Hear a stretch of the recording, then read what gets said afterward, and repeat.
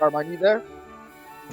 Broadcasting live from the Yep, I'm financial here. district of Yeah, I'm here. Chicago, Illinois, Hey, your how's it home going? of market quotes So and yeah, anecdotes. as per Here's your host usual, of it's Trader 11 a.m., Audio, 11:02 Darth Trader a.m. himself, here, Jim and Zarosli. You are part of the Rebel Alliance and a Carmine, traitor. Take it away. Obviously, we've got a pretty interesting backdrop here. Markets under pressure, just drifting lower to that 51.86 area level that I was watching closely here would be right around that 51.50 level. The exact level would be 51.46.47. That's 23% Fibonacci level. So keeping that on the radar, not all that far away from it here, about 36, 37 points or so. So we'll be watching that in the backdrop. And Trump is talking to Carmine. I guess there's the Easter egg roll going on right now. So he's got cameras and microphones in front of him, and we know that's where he loves to be. And we'll be on the lookout for any headlines coming around there. But how about you, Carmine? How was your weekend, and what were you watching over the weekend with regards to some of these geopolitical discussions? Yeah, it was pretty good. I just had I went to my parents' house for Easter. So how about yourself? Yeah, I was just up at some cousins there. We had some nice weather going on, so got in a little golf this weekend. So it was a good weekend over here. Nice, nice. Yeah, I mean, I think we should pull up the Fed discussion at number one here because that's obviously what's front and center. Uh, Yeah, and just from my perspective on that, Carmine, obviously the story started to break late Thursday afternoon, sending the market spiraling down in late trade. I mean, we weren't getting crushed, but you could see that there was some concern around there. So I guess the first question I'd have for you, Carmine, is, I mean, I feel like Trump has been wanting to fire Powell for 7 years now, and that for me, the story didn't really strike me as anything had changed all that much, but obviously the market's reacting different. So, what was it that you're seeing in here that could be an escalation of that has you maybe even more concerned, or if you think that the market could potentially have this wrong? well, I mean, so I'm kind of, I mean, I'm kind of with you. I think a little bit on it. I don't really think anything he's saying is really that new. Because basically, what the way I see this is, Trump always wants. I mean, a lot of politicians, they're not just him, but a lot of politicians always want a foil in case something goes wrong, right? And that's the way what I see happening here. And I think his last tweet was kind of eye-opening because he said, if the economy slows, it's because of Powell. So he's kind of setting it up where, if something goes wrong with the economy, he has somebody to blame, right? And that's the way I look at it. And that's why I don't think right now he's going to fire him. Because if he fires him, then he say, well, you fired the guy that, then he has no one to blame because he'll be able to put somebody else in there and it'll be less believable. But whereas if he keeps Powell there, even though he appointed him, several years ago into the position, he can still make the case, and I think a majority of his supporters would agree with him that, I mean, even though obviously the facts would be very different in that case. But I'm just saying, politically speaking, a lot of his supporters would agree with him that Powell is to blame for the economic weakness. But if he fires him, he doesn't have that out. So that's the way I see it. Is that he just wants to try to get a foil, and that's what I've seen in the last tweets. Like, for example, there was a Wall Street Journal story out on Thursday that he's been talking about this for months. I'm like, yeah, of course he's been talking about it for months. So Years. we've seen his tweets for months. So I mean, Yeah. I mean, I didn't see anything that's I read that story. I'm like, okay, I mean, duh, because of course he's been talking about it for months. And then And there I was mean, a most of his followers want the Fed abolished anyway, right? Yeah, a lot of them Pretty do. I mean, popular. Yeah. I know several that do. Uh, but so it's I I think that I don't think he's going to fire Powell. And if you look at Poly Market, I know Poly Market was widely followed by the markets during the election. That's why I bring this up. And if there's a market on Poly Market, will Trump try to fire Powell before June? Now, June is kind of obviously not that is a short time frame, but it's at they have it at 16% chance. So it's not really much at all. and if there's another market. Will Powell will be removed by in 2025? Now that one has a 19% chance. Uh, the difference between those two markets is the one that where he says he's going to be removed in 2025. That's a longer time frame, but he actually has to be removed. Yeah, he can't just say, "Oh, you're fired," and Powell says, "No, I'm not. I'm staying here." Then that market doesn't resolve to yes. So the one that where he says he's trying to fire him, I think is a little bit better to look at, even though it's a shorter time frame, because even though they're both of them are similar percentages, but that one is only about a 16% chance that he would that he would do that. So that's the way I look at it. I really don't think he's going to fire him. But you're going to continue to hear this over and over again. Anytime a bad economic data, he's going to point to Powell and say, "Hey, it's Powell's fault. It's not my fault." And like I said, I think a lot of his supporters would agree with him, even though the what do you facts might think? not. What do you think the market sentiment stands on that, Carmine? I mean, have you seen any polls in terms of, would people blame Powell or Trump on the economy? Have you Well, seen so I any think of that? Democrats and independents would overwhelmingly blame Trump on the Sure, economy, of but course. yeah, and independents, which is a key part.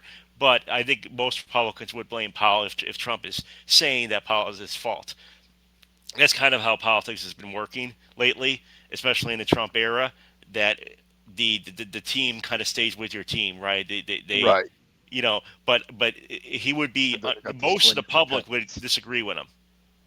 Yeah. Like if you factor in all the Democrats and most of the independents, that's most of the public would disagree with him. But I'm saying, but he cares most about what his base thinks, and that's how he keeps Congress together. Because most of them are in safe seats, and most of the senators are in safe seats. So that's what he cares about as far as that is perspective, and that's why he would do that to keep that in line.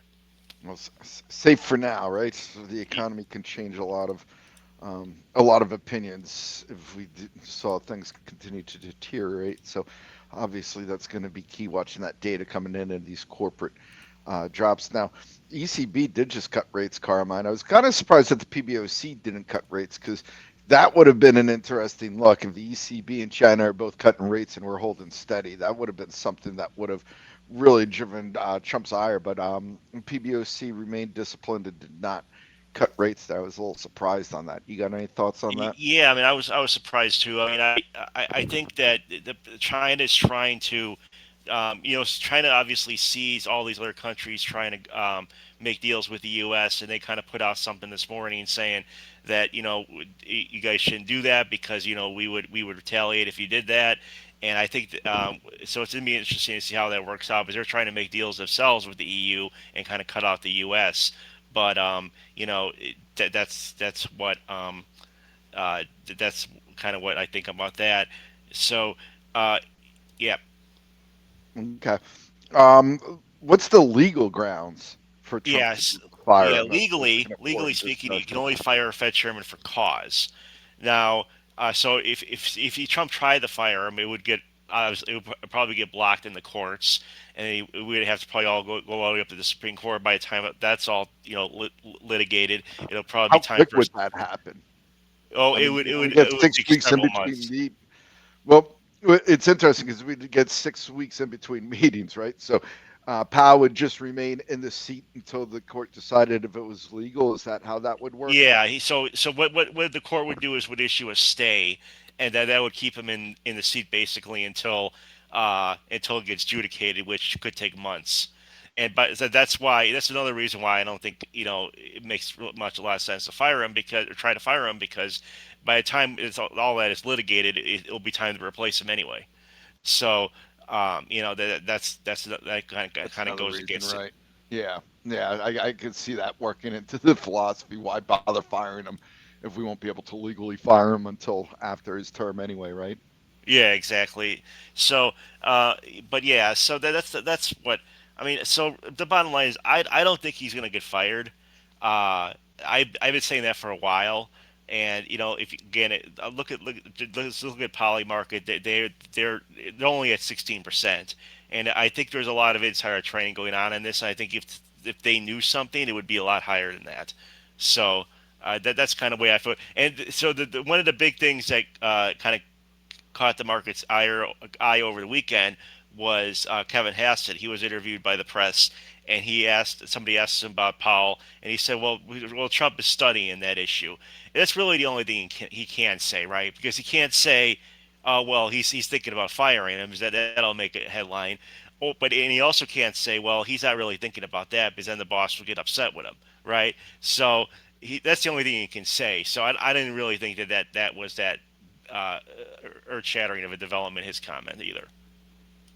All right. And then Golden Shoes just asking here, if Trump demanded Powell's resignation, would Powell fight it? I think Oh Powell yeah, would fight it. absolutely, I don't think he would absolutely, step down. absolutely, So, 100%. Yeah, and I think that you'll also hear from Congress now, because you'll hear from Congress saying, okay, they'll try to pass a bill to try to block.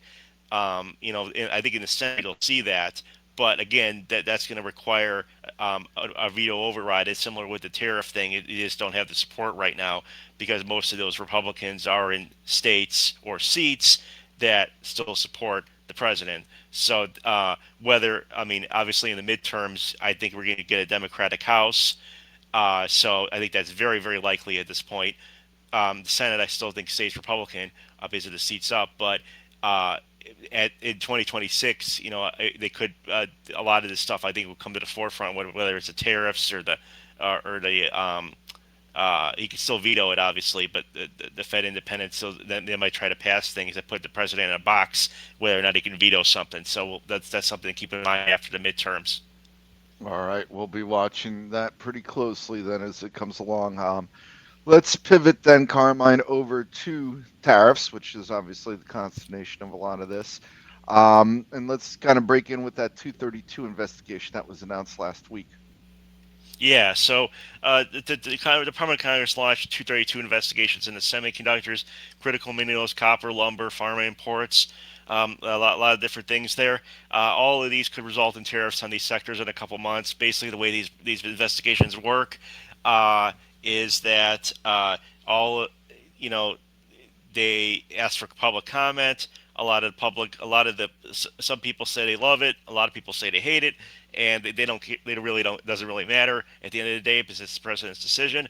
And after they get done with the investigation, they come up with this. They bring all this information to the president, and he decides whether or not he wants to put tariffs on all these different sectors. Now, as far as it, remember the chip. A lot of this stuff was removed from the China tariffs, right? Because remember, you have 145% tariffs on China, and a lot of that was excluded. A lot of this stuff was excluded from that. I don't think you're going to see 145%. I think you'll see something right around between 15 and 25, because that's where almost all of these 232 investigations come to be, where as far as the rate is concerned. Because if you look at the steel aluminum tariffs, the auto tariffs, the tariffs on lumber and so forth, those are all at 25%. So I would expect all of these other products, when he does get around to doing them, will be at 25% and not 145% as far as they were before. So that might be a little bit of a positive, but there'll still be more tariffs, obviously, on a lot of things that didn't have tariffs on them before. So that's a negative part about it, but it won't be as high as it was before they did the exemptions. Okay. So one of the things that we'll be watching for is a lot of discussion about Trump and Bessent using negotiations to kind of build a coalition against China. We saw China, of course, kind of hit back against that over the weekend. So, what are the developments there, and how do you see that unfolding? Yeah, this I think this is going to be tough for the U.S. to do because I think, for one, I think they the way they went about it is they hurt a lot of relationships in the process, right? You kind of like hit somebody over the head with a tariff, and then they say, "Oh no, we want to help you. We need your help to go after China." That's to me that's not really how really not how to do it. If he wanted to do this, he probably could have got together with the allies ahead of time before any tariffs were announced and say, "Hey, we want to get together with you. We want to put all these pressure on China." That way, I think would have worked. But I think the way they did it was kind of backwards, and I don't think it's going to get have much success. But I do think, he's going to try to do this, and we'll see what happens. But I wouldn't expect anything too in the near What term, especially. what do you make of Japan's comments over the weekend? It certainly seemed like they were pushing back against how the negotiations were going between the Japan and U.S. teams. Yeah, that's just another negative for that Scott Bessett's approach, right? And that's basically what I'm saying. I mean, you hit Japan over the head with auto tariffs, and which is big for their economy, obviously, and with Toyota and Nissan and Honda and all that, and then you put a 10% global tariff on them, and then you had the 40% on there before you pulled that back, but and then you ask them for help with China. I think it just doesn't work that way, and I wasn't surprised at all. I mean, I think you're going to probably see some you're probably going to see some deals, but it's not going to be this grand deal where they go after China all in one unison. I think they're just going to get um, some little things under on small items, and then they're going to declare that a win and move on. But I don't think you'll see that for the next few months at least. And South Korea talks, where do they stand right now? It's Yeah, so another this key week the item on South the semiconductor Korea side. delegation is coming to Washington to meet with the president and everybody with the trade team. I expect similar to Japan, right? I wouldn't expect a deal this week at the first meeting. I would expect them to kind of everybody kind of hold their ground a little bit and say, well, we had a nice meeting, we were respectful, but we were still kind of far apart. And I wouldn't expect anything to come out of it this week, but several months down the line, I do think that eventually there will be some deals reached, but it's not going to be some grand bargain where they all go after China together. I think it'll just be very small, items that they agree to, like more imports or uh, less restrictions on food soybeans and things like that, which they kind of mentioned, and less environmental regulations on their cars. Something that Japan mentioned over the weekend too. I could see that. It's minor things like that I could see as part of a quote unquote deal, but not a big grand deal. Okay. We do have the IMF and World Bank meetings going on in the backdrop, Carmine. Is there any headlines that you're kind of looking for from that?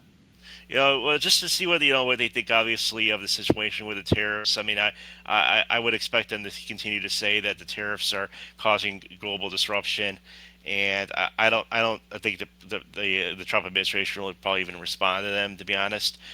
So we'll see what happens there, but yeah, we'll see. All right. And then California taking an interesting approach to this as Newsom Yeah, kind of continues to build his brand for 2028, right? yeah. So I think what Gavin Newsom doing. I mean, just to be clear, I'm not support. I'm not saying I'm voting for Gavin Newsom. I'm just saying what I think he's doing here is really, really smart, because he's going after Trump's biggest vulnerability, which is the tariffs. And you see a lot of other Democrats, talking about immigration, which is Trump's biggest strength, and so I think I think so. I think this also has a chance to succeed in the courts, and he has a very good chance of blocking the tariffs. So he filed this lawsuit to challenge the tariff authority, and so he wants to hear it obviously in a court in California, because he feels, and he's probably right, that is the best way to get a verdict against the president, and I think he's right about that. The president wants to move this to the International Trade Court in D.C. Because he feels that that's a better place for him. So we'll see where it gets moved to. But I think that it's a very good chance that this could work. But it's going to take a while. It's not going to be something that, in the next couple of weeks or anything. So I think there could be a ruling. A lot of these rulings come out on Fridays. So I always say watch Friday night for these types of rulings. If you're trading on if you're, let's say, if you're short in the market going into Friday night, you might want to kind of think twice about that, because there might be a ruling coming out from one of these courts saying that these tariffs are invalidated. I could definitely see that. So, uh, and then obviously Monday, I think the market would react positively if that were to happen. So, um, I've always said, congressional action on tariffs is almost impossible, but court action on tariffs, I think, is likely. And I think Gavin Newsom's lawsuit has the best chance of any of the lawsuits that were filed so far, because of where he's trying to hold it, and the strategy in which he's trying to, the legal strategy which he's trying to do. So, and obviously that will build his profile for 2028, and he's, obviously he'll be a top contender for the Democratic nomination when we get that far. All right. Well, we'll continue to watch that develop as we go along. Now, anything else on tariffs that we didn't touch upon here, Carmine? That's pretty much it. All right. So moving along here, one of the other sagas going on surrounds Secretary of Defense Pete Hegseth. There was some more reports in over the weekend that there was a second group on that Signal chat. So why don't you fill us in what's going on in there? And is Pete Hegseth in danger of losing his job here? I don't think so right now because the press secretary just put out a statement saying that the president's fully behind him. So the New York Times reported that the defense secretary has shared detailed information about Yemen strikes with a second signal group, including his wife, brother, and personal lawyer. So they had four people with knowledge of the chat. So I'm not sure if there was four people that ratted him out there on the chat, which is interesting. But I'm not sure how many people were in there. So, but yeah, I mean, this is just another story. I mean, I think that if he were to be fired, I think that'll be a positive for the idea of the administration overall. It might kind of restore a little bit of confidence, but I just don't think that's going to happen. I think that Trump's going to stand by the person that he appointed there. But yeah, you're going to still continue. I wouldn't be surprised if more of these stories types of this come out. There's also stories about chaos within the Pentagon circles and things like that. So I mean, I wouldn't be surprised if you'll see more of this. But I think that his job is safe for now. Somebody asked me a very interesting question over one of my buddies over Twitter asked me a very interesting question: who was more likely to be fired, Pete Hegseth or Jerome Powell? He said you have to choose one, Carmine. I said I'm going to say Pete Hegseth in that case, but I Okay. don't think either one of them will be fired. All right. All right. Well, we'll see. What would be the most likely thing? Let's say the Democrats do take the House. Would that be signal a potential negative for Pete Hegseth? Absolutely. He's going to have so many investigations. He won't know he won't be able to keep track of them.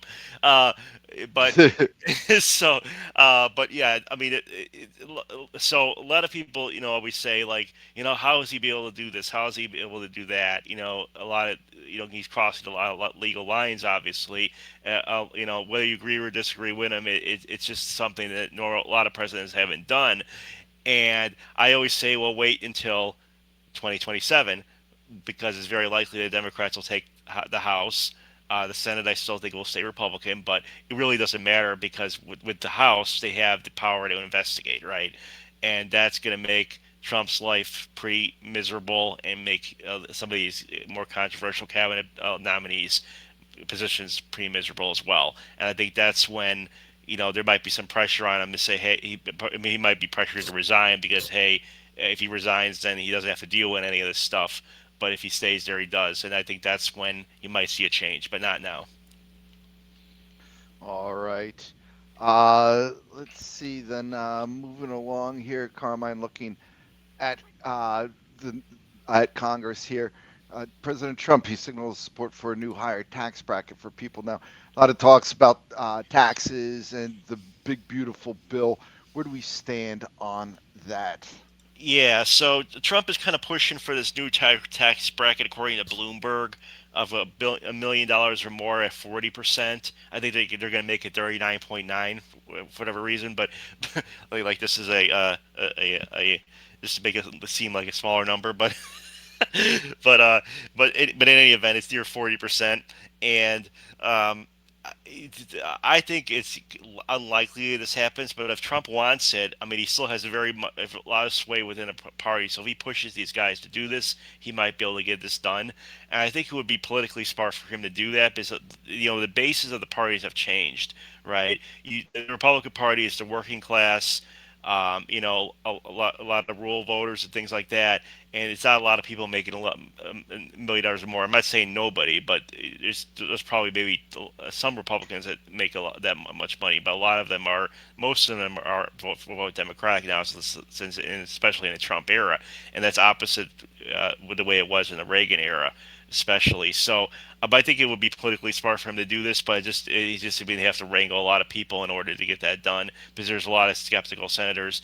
Um, so right now don't think that that's a good idea. But I think it's possible. But right now I'm going to say I'm leaning towards no.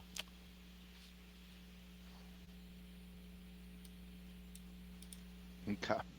Um, Carmine, circling back to tariffs, some folks are asking about the tweet from Trump over the weekend about the non-tariff barriers. You got any thoughts on that? Oh yeah, yes.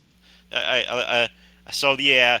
So I think this is he was just basically trying to say, these are all the things that we're, um, these are all the things that we're talking about as far as non-tariff barriers, and it's a big long list. So let me just read this over. It's currency manipulation, VATs, which is value-added taxes on export subsidies, dumping below cost, what he calls dumping below cost. Um, I mean, when you dump, you're always below cost. But in any event, export subsidies and other government subsidies, protective agricultural standards, protective technical standards, and counterfeiting, piracy, and IP theft, and transshipping it into evade tariffs. What he means by that is, let's say, for example, there's a Went to 100. Vietnam or something. Yeah, so you basically switch it through a different channel in order to avoid the tariff. So, I mean, that's a big long list, and I think that kind of just indicates that they're kind of standing firm right now. And like I said before, there's not going to be any grand deal yet. It's going to take a few months, but eventually, I think once push comes to shove, he will make a deal because, like I said before, his ratings on the economy are going lower. He still has strong support from his base, but if the Republicans want to win the next presidential election, he's going to have much more than that. So I think eventually, when push comes to shove, he will make deals. But for right now, I think he's going to try to stand tough and try to get as much as he can. All right. All right, Carmine, is there anything else that we haven't discussed here that you wanted to touch upon? That's pretty much it. All right. Well, we will let you get going, Carmine. I know you got a busy week coming up here with earnings, so appreciate you taking the time to jump on with us and chat about some of the things that are happening in the world of geopolitics and how that could be impacting the market. So we'll So, obviously be keeping you in close touch with any follow-ups that we have as these headlines come out. sounds good. Thanks so much. All right, no worries.